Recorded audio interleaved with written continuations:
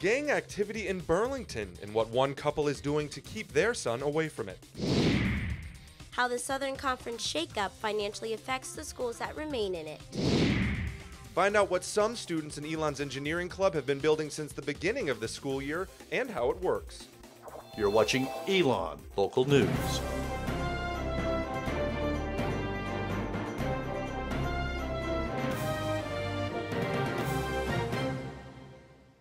Good evening and thanks for tuning in to ELN Local News' final broadcast of the school year. I'm Jason Puckett. And I'm Jasmine Turner. We begin tonight with continuing coverage of problems close to campus.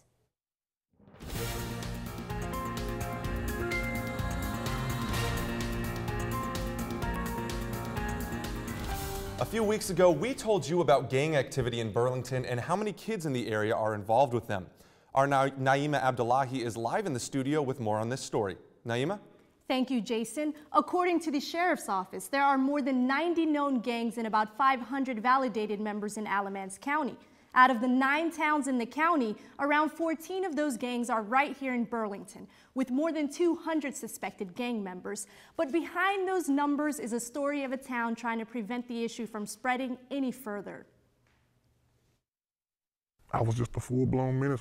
A former gang member who is asked to remain anonymous used to run the streets of Burlington. His voice has been altered to protect his identity. It gives you a rush, because it makes you feel empowered, it makes you feel like a boss. He says once his daughter was born, he decided to turn his life around. But there are many others in Burlington still trapped in that same lifestyle. Randy Jones, a spokesman for the Sheriff's Office, says the big issue is that life gets treated like a game. A lot of the kids today don't realize that dead is permanent. You don't rise from that. There's no coming back. Once you're dead, that's it. Terrell Russell is one kid in Burlington who knows the reality of gangs in his community. His parents, Kenneth and Kalita Russell, realized that the dangers are out there. It can happen to any child, any parent. The Russells know their presence and love makes the difference. I feel like that's the only way that you can express, how much you really care about somebody is through love and affection. But everyone isn't as lucky as Terrell. What was missing in the household that made you want to join? My daddy wasn't there. He had left when I was like 7. He says while gang life preaches protection, what it doesn't offer is safety. What's the least amount of money you saw someone lose their life over? $40. Eventually, when you wake up in the middle of the night, cold sweats, hand on your pistol, you thinking like this lifestyle is getting out of control. Terrell has all he needs to rise above the negative influence, his family. There's not really anything cool about being high, just thinking you're cool because you're in the gang or whatever. It's the kid nowadays, don't be quick to pick up a gun. Pick up a pencil, write how you feel down. I'm found, was blind, but now I see. Terrell hopes to become a professional basketball player one day. His parents say he'll get there as long as he stays out of trouble. For now in the studio, Naima Abdullahi, ELN Local News. Thanks, Naima. And elsewhere in Alamance County, Gibsonville's police chief died at his home on Friday. Chief Michael Wozniak was a 28-year veteran of law enforcement. Wozniak had previously worked in the ELN Police Department as well as the Graham Police Department. His funeral is set for 10 a.m. on Wednesday at the First United Methodist Church in Graham. This afternoon, we spoke to ELN's current police chief, Cliff Parker, who worked alongside Chief Wozniak. In his years in law enforcement service and made an impact on a lot of people, helped a lot of people, well thought of. So he's going to be missed, but his legacy will live on. And now onto our campus. SGA passed a resolution Thursday voicing their opinions against the Boy Scouts of America's ban on gay scout leaders. They hope this resolution will help sway the debate towards ending the ban of openly gay leaders involved with Boy Scouts. The organization voted earlier this year to allow openly gay boys to become scouts, but SGA said that's not enough.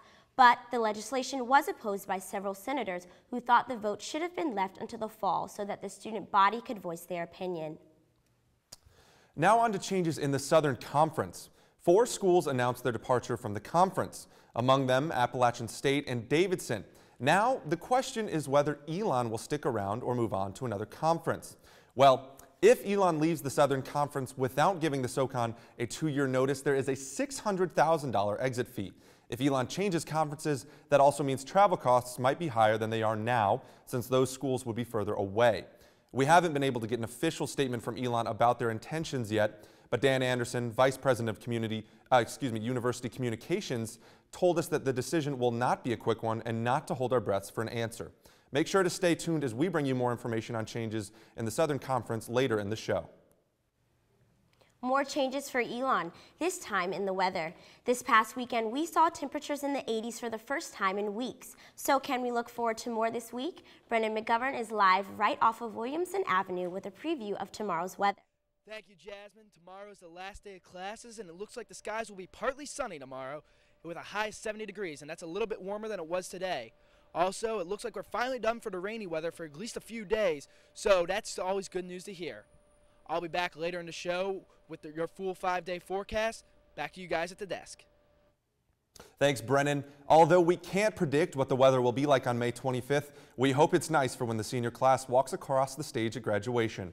And with graduation only 12 days away, planning for the event has kicked into high gear. Cranes, carts, and sound equipment will be positioned under the oaks to help set up the stage, and more than 11,000 chairs will be placed across the grass for graduates, parents, and honored guests. President Lambert, Senior Class President Molly Shoup, and NBC Nightly News anchor Brian Williams will all be speaking at ELN's 123rd commencement.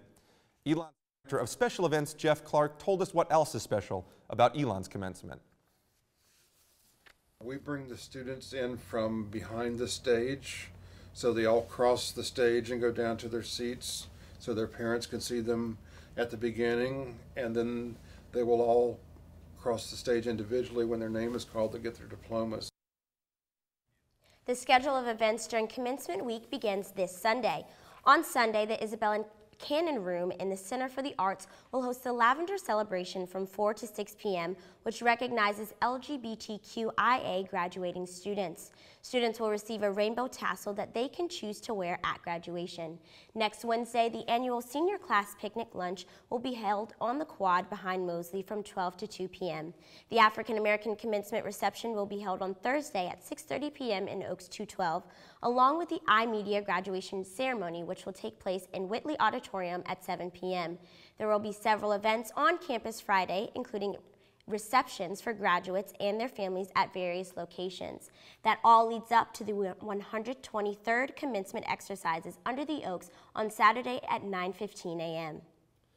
Following graduation, seniors will look to another chapter in their lives. One ELN senior, Ali Fela, spent time abroad during her junior year on the semester at Sea Trip. The experience impacted her life so much that she decided she wants to work internationally upon graduation. She plans to become a teacher in Thailand after she takes a gap year. Fela talked about how she's excited to do what she loves. I've always loved spending time with children, and I love to travel, and I wanted to take a year off, so I figured combining the three, teaching English in another country, is the perfect option for me.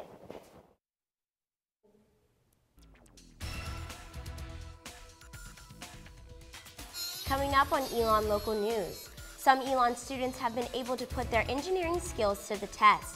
Find out if they succeeded They're off next. in the Kentucky Derby. And why one ELN student paid extra close attention to this year's Kentucky Derby.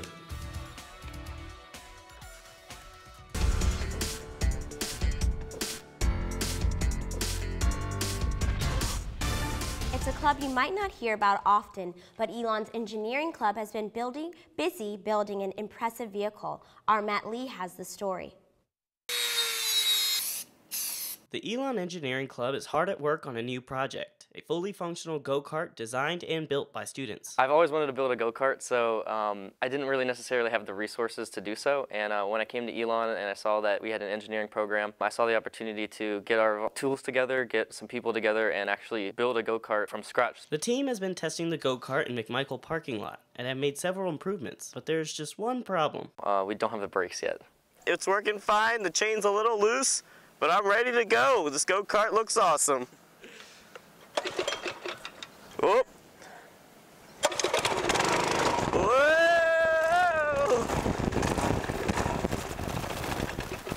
We've got it going pretty fast. It has a torque converter on it, which means it allows for a lot of torque at the beginning to get going, but then once you get faster, it allows you to get a little bit more speed. And so it's sort of like a gear changing system. Pap says the system does have some flaws though. As you're driving, it's kind of hard to balance it because the more you pull it, the faster you accelerate, and it kind of jerks you, and then you pull it more, and then it's kind of, before you know it, you're going like 45 miles an hour. Yeah. But Pap is happy with the work the club has put in. The engineering program is growing, so I hope the engineering club grows with it. Hopefully with projects like these, it inspires students to, get out there and get their own project going. Matt Lee, ELN Local News. The club's next project is to create a solar panel to power events on campus with renewable energy. Other students showed ELN their most recent work on Friday. Members of the sketch comedy show ELN Tonight had their most recent premiere in McKinnon Hall Friday. The show was sponsored by Sub and was free for students. The organization screens their episodes twice a year to highlight their work throughout the semester. This show featured 11 sketches and a music video. And following the show, we spoke to one member of ELN Tonight about his years spent with the program. Wow, the last 4 years of ELN Tonight, it's been a whirlwind.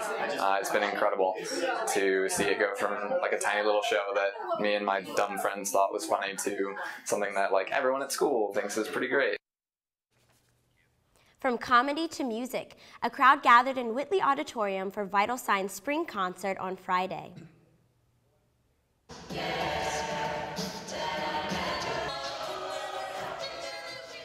The a cappella group performed 15 different songs from different genres and will soon be coming out with a 5-song album. This is their second year on ELN's campus. We talked to one member who reflected on his time with the a cappella group. It's been a great learning experience. It's helped me find a niche in ELN. I know I do other things on campus, but this is definitely my family. I mean, I live with another member of the group, and there's a lot of people that are roommates with each other, best friends with each other, hang out on weekends, and you establish relationships and a performance confidence. Another music group will be performing on campus tonight. Tektronica plays electronic music using DJ tools, synthesizers, and samplers. They will be playing songs produced by the students as well as remixes of popular songs. That concert will be held at 7 p.m. tonight in Yeager Recital Hall in the Performing Arts Center. The event is open to the public and free of charge. A contemporary dance called Moving Visuals was put on by the ELN Dance Company on Thursday, Friday, and Saturday. There were 8 dance pieces in all, 2 of which were student choreographed.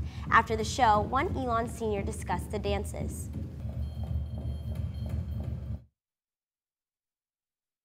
Each work, the choreographer gives you a different motive and a different emotion to portray.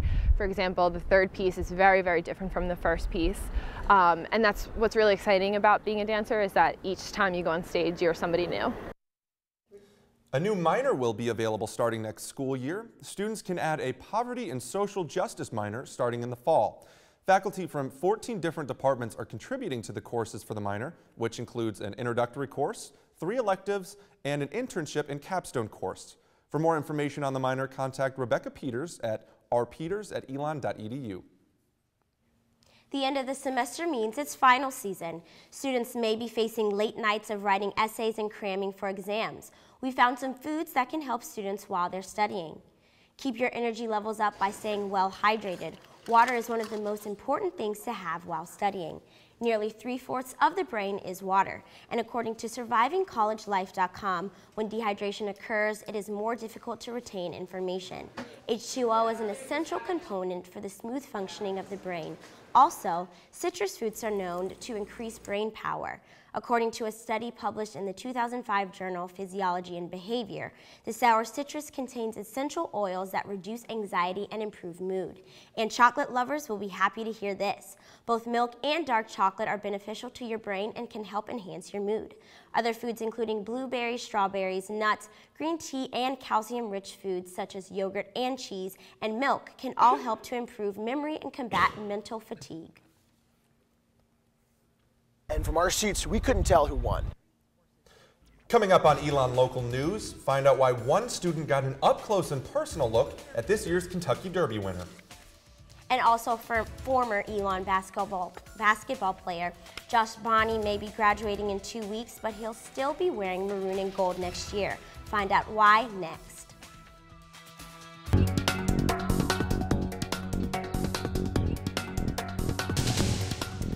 As finals are quickly approaching, you may want to take a quick break from studying to head off campus. If you do, here are some local gas prices in the week's Pump Patrol.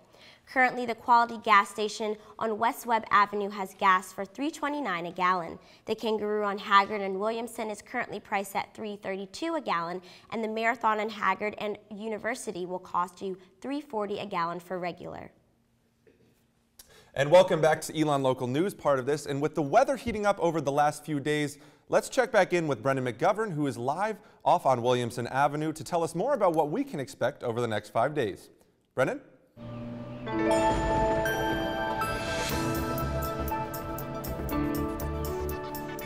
Thanks, Jason. For reading day, the weather is looking great. It's going to be sunny and the high is going to be 85 degrees. So it's a great chance to lay outside and study while you prepare for those finals.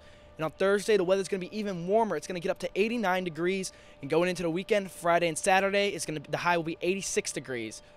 Looks like this week will give everybody a great chance to get outside and get some exercise or just relax if you need to blow off some stress from finals. Live on Williamson Avenue, this is Brendan McGovern, Elon Local News. Back to you guys at the desk.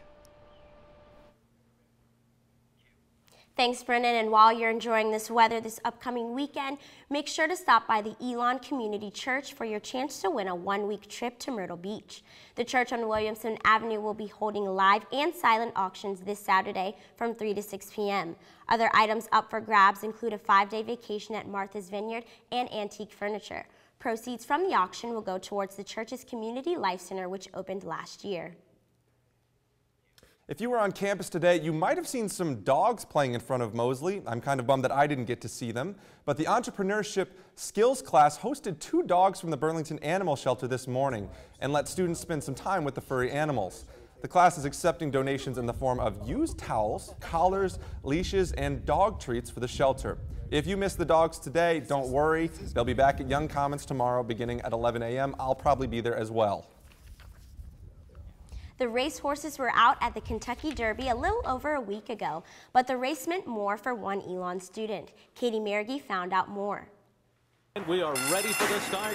They're off in the Kentucky Derby. I have the shakes of the jitters because I'm so nervous. Orb is coming with giant strides in the center of the track. And here comes Orb on the outside. He started late and came around the backstretch and came right up and passed everyone. Orb in front from Normandy Invasion. And from our seats, we couldn't tell who won. Orb has won the Kentucky Derby. My dad says we got him. Sophomore Dave Pons had a special seat at last week's Kentucky Derby. These great seats right past the finish line, and I said, wow, isn't life grand? This guy turns around and gives me a handshake and goes, this is the best day on earth. Pons' father breeds horses on the oldest thoroughbred farm in Maryland. Among his horses, Kentucky Derby winner, Orb. It's kind of like a syndicate that makes a racehorse great. It's not just one guy that owns it. It's the breeders, it's the trainers, it's everyone kind of tied into one. Pons says the farm breeds, trains, and sells racehorses. And even though he avoided the career for a while, says he can't wait to be a part of the business. For years, I kind of tried to stray away from the business because I grew up around it. You know, as a young boy, I worked in the barns every summer, every Christmas, every weekend I was in the barn. But now, Pons says he can't imagine living any other way. When you have these 1,200-pound animals run past you and you can hear them and you can feel them. At the end of the Kentucky Derby, Pons asked his father if he was ready to head to the winner's circle. He goes, no, I don't want to go. I'm in the winner's circle. I'm with my favorite people. Katie Mergy, Elon Local News. The Preakness is horse racing's next event of the Triple Crown. That will take place on May 18th in Baltimore, followed by the Belmont Stakes on June 8th in New York. No horse has won the Triple Crown since 1978.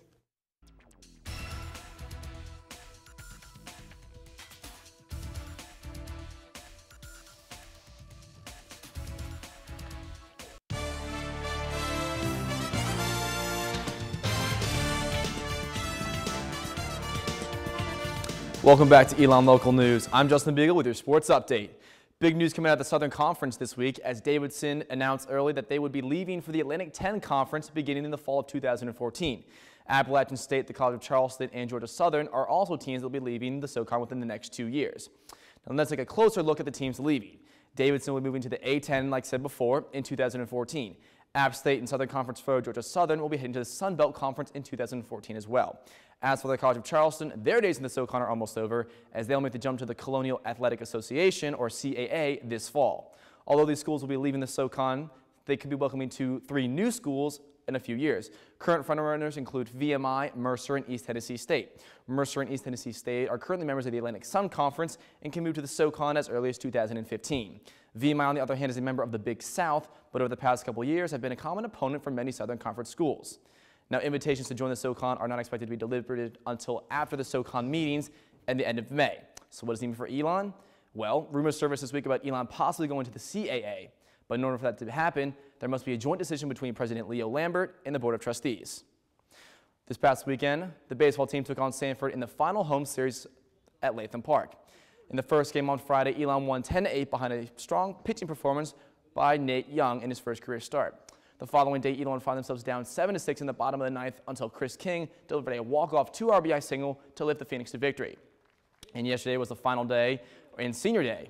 For the 9 seniors, it will be their last time playing at Latham Park in front of their home fans. But Sanford would not go down without a fight.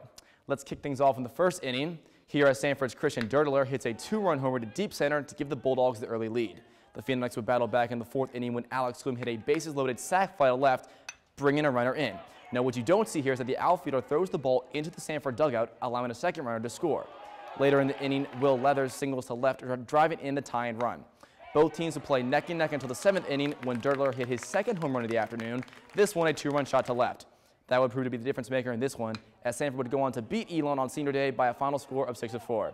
After the game, seniors Dylan Clark and Chris Bresnahan reflected on their past 4 years here at ELN. I remember 2 years ago when we clinched Southern Conference regular season championship on this field against Furman. Just seems like I've had so many great victory walk-off wins like yesterday, and I've had plenty of those that have happened to me here, and it's just been a great experience.